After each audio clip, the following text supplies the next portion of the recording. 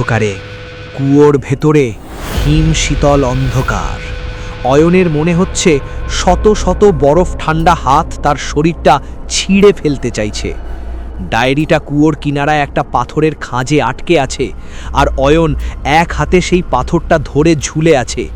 নিচে তাকালেই দেখা যাচ্ছে এক জোড়া বিশাল লাল চোখ, ফুলঝুরির সেই মৃত সন্তান, যে এখন এক পিশাচে পরিণত হয়েছে।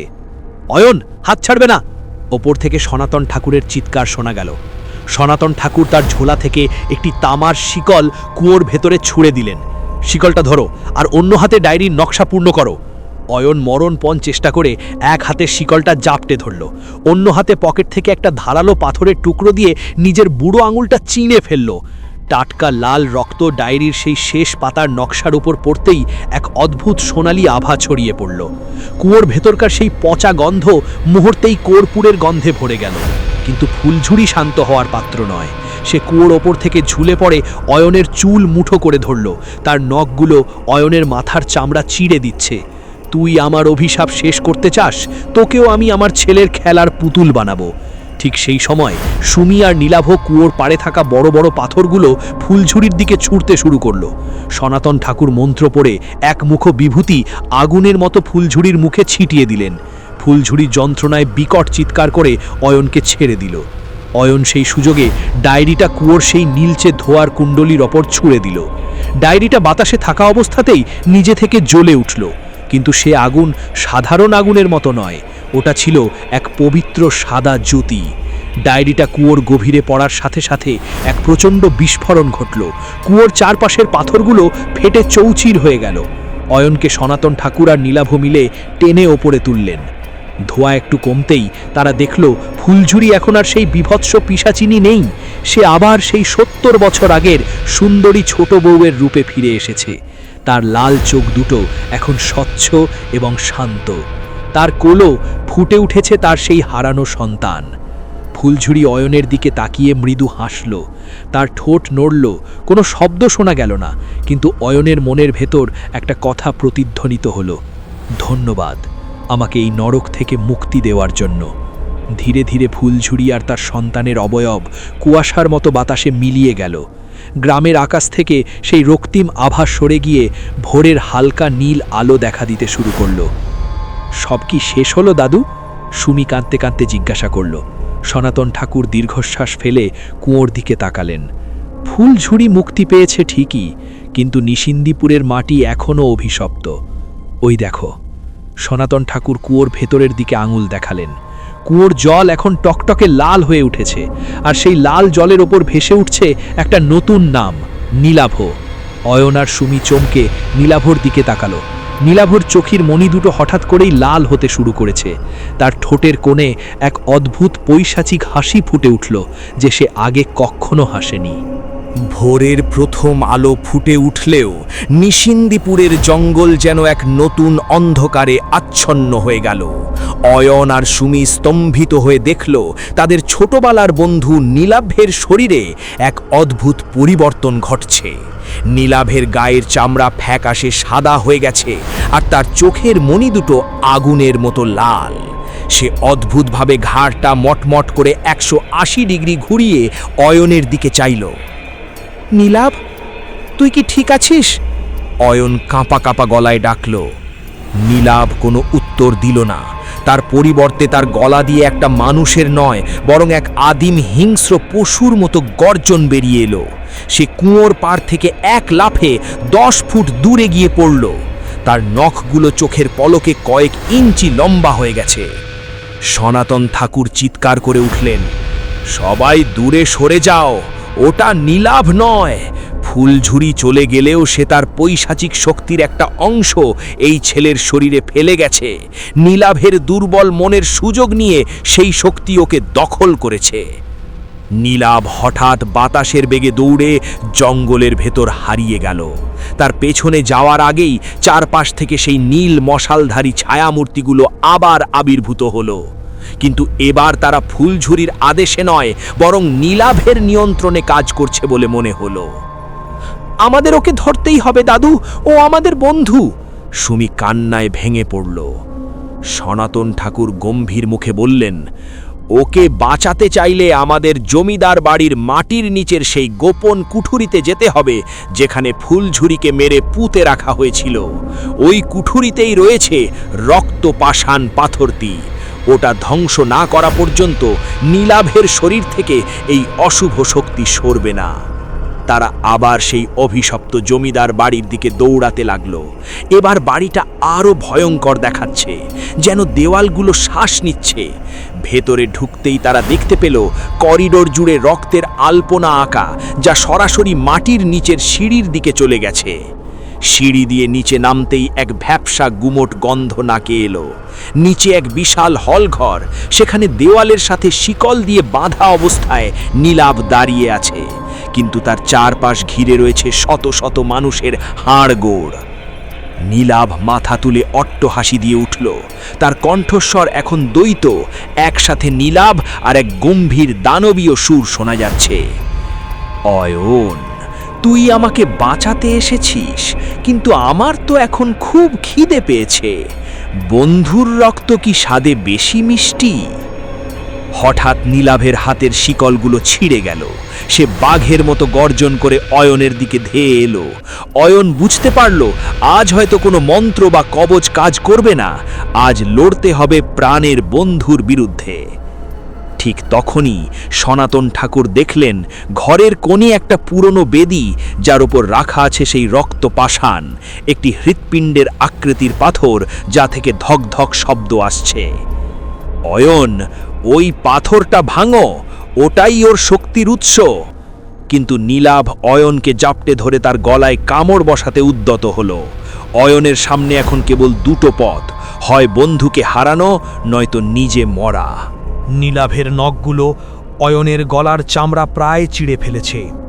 অয়ন অনুভব করল নীলাভের শরীরটা বরফের মতো ঠান্ডা, আর তার নিঃশ্বাসে পচা মাংসের উৎকট গন্ধ।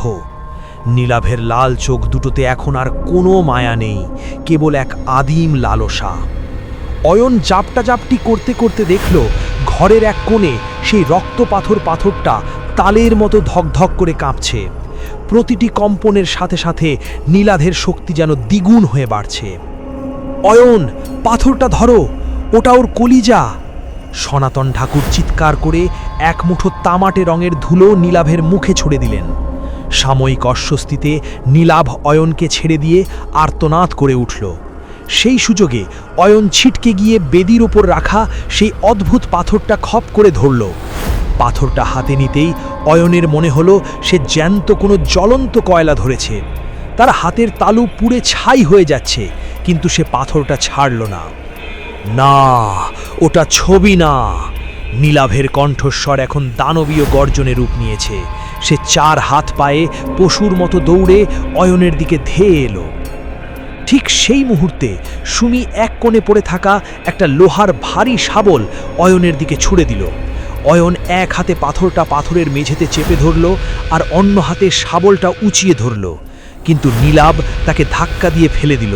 অয়ন ছিটকে গিয়ে একটা কঙ্কালসার মূর্তির ওপর পড়ল। পাথরটা ছিটকে দূরে গিয়ে পড়ল। নীলাভ অট্টহাসি দিয়ে পাথরটার দিকে এগোতে লাগল, কিন্তু সনাতন ঠাকুর তার পথ আটকে দাঁড়ালেন। তিনি নিজের হাতের কবজি ছিঁড়ে এক ফোঁটা রক্ত মাটিতে ফেললেন আর মন্ত্র পড়তে শুরু করলেন। মাটির নিচ থেকে আগুনের মতো শিখা বেরিয়ে নীলাভকে ঘিরে এক বৃত্ত তৈরি করল। অয়ন, এখনই সময়, পাথরটা গুঁড়িয়ে দাও, নইলে নীলাভের আত্মা চিরতরে এই অন্ধকারের দাস হয়ে যাবে। সনাতন ঠাকুরের মুখ দিয়ে রক্ত ঝরছে। তিনি নিজের প্রাণের বিনিময়ে এই মন্ত্র ধরে রেখেছেন। অয়ন টলটলে তলতে উঠে দাঁড়ালো। সে দেখল নীলাভের আসল চেহারাটা ধীরে ধীরে ওই আগুনের বৃত্তের ভেতর গলে যাচ্ছে, আর তার ভেতর থেকে বেরিয়ে আসছে এক বিভৎস ছায়ামূর্তি, নিশিন্দিপুরের সেই প্রাচীন শয়তান যে ফুলঝুরিকেও গ্রাস করেছিল। অয়ন শাবলটা দুই হাতে উঁচিয়ে সর্বশক্তি দিয়ে সেই ধকধক করতে থাকা পাথরের উপর আঘাত করল। প্রথম আঘাতে পাথরটা ফাটল না, বরং এক বিকট আর্তনাদ সারা জমিদার বাড়িতে প্রতিধ্বনিত হলো।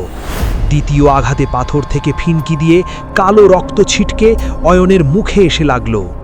অয়ন শেষবারের মতো চিৎকার করে শাবলটা নামিয়ে আনল। নীলাভের জন্য, ফুলঝুরির জন্য। একটি প্রচণ্ড কাঁচ ভাঙার মতো শব্দ হলো। পাথরটা হাজার হাজার টুকরো হয়ে ছড়িয়ে পড়ল।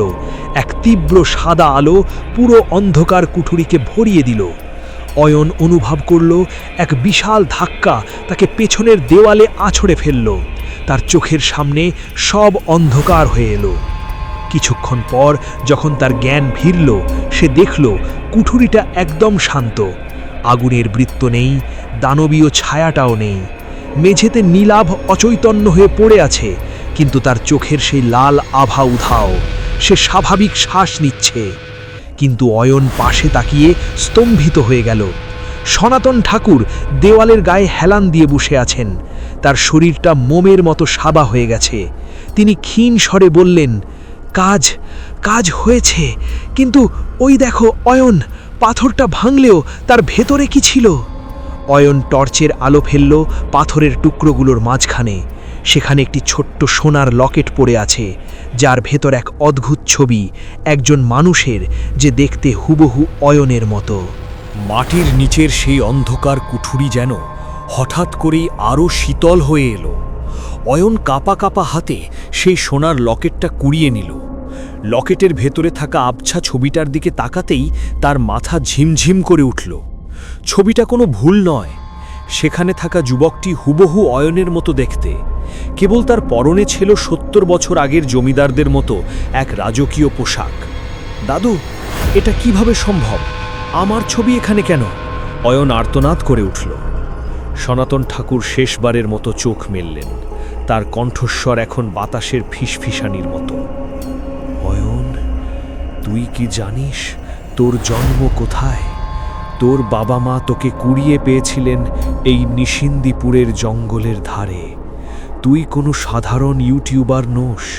তুই সেই জমিদারের বংশধর যে ফুলঝুরিকে অপবাদ দিয়ে মেরেছিল। অয়ন পাথর হয়ে গেল। তার পূর্বপুরুষরাই তবে এই অভিশাপের মূল কারণ। সনাতন ঠাকুর এক রক্তমাখা হাত অয়নের কপালে রাখলেন। ফুলঝুরি তোকে মারতে চায়নি অয়ন। সে চেয়েছিল তোকে এখানে ফিরিয়ে আনতে, যাতে তুই তোর পূর্বপুরুষের করা পাপের প্রায়শ্চিত্ত করিস। এই লকেটটা আসলে একটা জাদুকরী চাবি। ওটা খোলার মানে হলো জমিদার বাড়ির শেষ গোপন দরজাটা খুলে যাওয়া। কথাটা শেষ করেই সনাতন ঠাকুরের হাতটা শিথিল হয়ে মাটিতে পড়ে গেল। তিনি চিরনিদ্রায় ঢলে পড়লেন। সুমি আর নীলাভ, যে এখন সুস্থ হয়ে উঠেছে, অয়নের পাশে এসে দাঁড়ালো। নীলাভর চোখে তখনও সেই লাল আভার রেশ রয়ে গেছে, যা হয়তো তাকে এক অদ্ভুত অন্তর্দৃষ্টি দিয়েছে। অয়ন, ওই দেখ দেওয়ালে। নীলাভ আঙুল দিয়ে ইশারা করল। যেখানে রক্তপাষাণ পাথরটা ছিল, সেই বেদির পেছনের দেওয়ালটা ধীরে ধীরে সরে যাচ্ছে। ভেতরে এক সংকীর্ণ সুড়ঙ্গ দেখা যাচ্ছে, যা থেকে এক তীব্র হলুদাভ আলো আসছে। সেই সুড়ঙ্গের শেষ প্রান্তে রাখা আছে একটি কাঠের কফিন। কফিনের ওপর খোদাই করা আছে ফুলঝুরির অভিশাপের শেষ ঠিকানা। সুমি ভয়ে পিছিয়ে গেল। অয়ন, চল আমরা পালিয়ে যাই, অনেক হয়েছে, আর নয়। কিন্তু অয়ন জানে সে পালাতে পারবে না। তার শরীরের রক্তে সেই অভিশপ্ত জমিদারের ধারা বইছে। অয়ন লকেটটা গলায় পরে ধীর পায়ে সুড়ঙ্গের দিকে এগিয়ে গেল।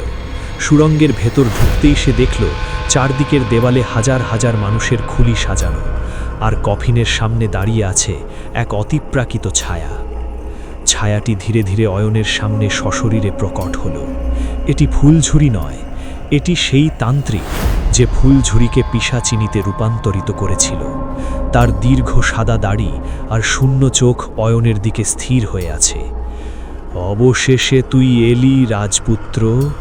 তান্ত্রিকের অট্টহাসি সুড়ঙ্গের দেওয়ালে প্রতিধ্বনিত হল। তোর রক্ত ছাড়া এই কফিন খুলবে না, আর এই কফিন না খুললে ফুলঝুরির আত্মা চিরকাল এই পৃথিবীতে আটকা পড়ে থাকবে। তুই কি তোর পূর্বপুরুষের পাপ ধুতে তৈরি?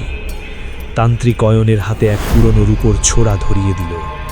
তোর হৃদপিণ্ডের এক ফোঁটা রক্ত এই কফিনের ওপর ফেল, তবেই মিলবে মুক্তি, নয়তো এই বাড়ির প্রতিটা ইট তোদের ৩ জনের কবর হয়ে যাবে। অয়ন দেখল সুমি আর নীলাভকে অদৃশ্য কিছু হাত দেওয়ালের সাথে চেপে ধরেছে। তাদের শ্বাস বন্ধ হয়ে আসছে। অয়ন ছোড়ার তীক্ষ্ণ ফলার দিকে তাকালো। তার নিজের জীবন নাকি বন্ধুদের মুক্তি?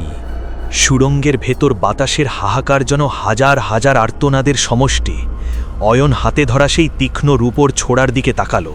তার সামনে মরণাপন্ন দুই বন্ধু, সুমি আর নীলাভ। তাদের গলার চারদিকে অদৃশ্য কালো ছায়াগুলো সাপের মতো পেঁচিয়ে ধরছে। তান্ত্রিকের সেই পৈশাচিক হাসি সুড়ঙ্গের দেওয়ালে প্রতিধ্বনিত হচ্ছে। জলদি কর রাজপুত্র, তোর এক ফোঁটা রক্তই এই ৭০ বছরের তৃষ্ণা মেটাতে পারে।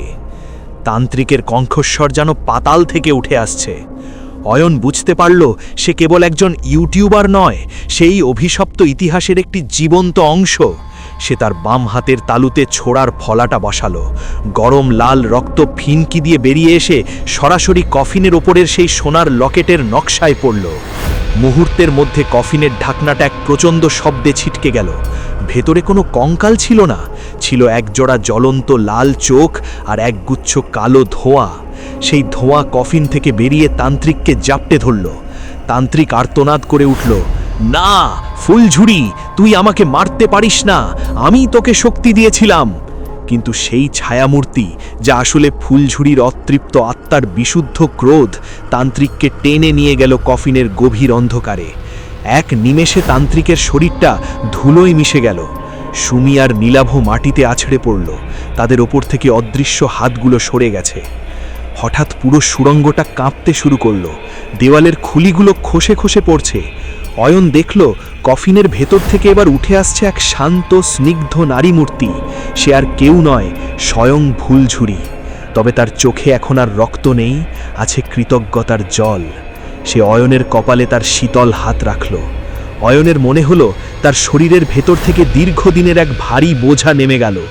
ফুলঝুরি নিচু স্বরে বলল, তোর পূর্বপুরুষের পাপ আজ ধুয়ে গেল খোকা, এবার তোরা পালা, এই বাড়ি আর থাকবে না। অয়ন, নীলাভ আর সুমি কোনো মতে হামাগুড়ি দিয়ে সেই সুড়ঙ্গ থেকে বেরিয়ে এলো। তারা যখন জমিদার বাড়ির সদর দরজা দিয়ে বাইরে বেরোলো, তখন সকালের সূর্য দিগন্তে লাল আভা ছড়াচ্ছে। ঠিক তাদের পেছনে এক প্রচণ্ড শব্দ হলো। বিশাল সেই জমিদার বাড়ি তাসের ঘরের মতো মাটির সাথে মিশে গেল।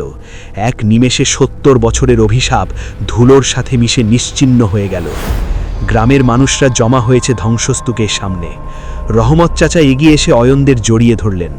তোমরা বেঁচে ফিরেছ বাবা, নিশিন্দিপুর আজ মুক্তি পেল। অয়ন তার পকেটে হাত দিয়ে দেখল সেই সোনার লকেটটা এখনও আছে। সে ওটা খুলল, কিন্তু অবাক কাণ্ড, লকেটের ভেতরে অয়নের সেই ছবিটা বদলে গিয়ে এখন অয়ন, নীলাভ আর সুমি একসাথে হাসি মুখের একটা ছবি হয়ে গেছে। যেন ভবিষ্যৎ বলছে তারা এখন অভিশাপ মুক্ত। কিন্তু যখন তারা গ্রাম ছেড়ে চলে যাচ্ছিল, অয়ন শেষবারের মতো পেছনের জঙ্গলের দিকে তাকালো। ঘন কুয়াশার আড়ালে সে দেখতে পেল এক সাদা শাড়ি পরা নারী আর এক ছোট শিশু হাত নাড়ছে। অয়ন মৃদু হাসল।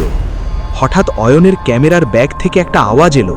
সে ক্যামেরাটা অন করতেই দেখল আগের রাতের সেই ডিলিট হয়ে যাওয়া ফুটেজগুলো ফিরে এসেছে। কিন্তু ভিডিওর শেষে ১ সেকেন্ডের জন্য একটা স্ক্রিন ভেসে উঠল, যেখানে রক্ত দিয়ে লেখা, আবার দেখা হবে। অয়ন ক্যামেরাটা বন্ধ করে দিল। গাড়িটা দ্রুত গতিতে নিশিন্দিপুর ছেড়ে শহরের দিকে এগিয়ে চলল। কিন্তু অয়ন জানে, কিছু গল্প শেষ হয়েও শেষ হয় না। গল্পটা কেমন লাগলো কমেন্টে জানিও। ভয় লাগলে অবশ্যই একটা লাইক দিয়ে যেও। আপনাদের লাইক আর কমেন্টই আমাদের অনুপ্রেরণা। গল্পটা ভালো লাগুক বা না লাগুক, দুটো ক্ষেত্রেই একটা কমেন্ট করে জানাবেন, যেন আমরা আরও ভালো নতুন ভূতের গল্প আনতে পারি।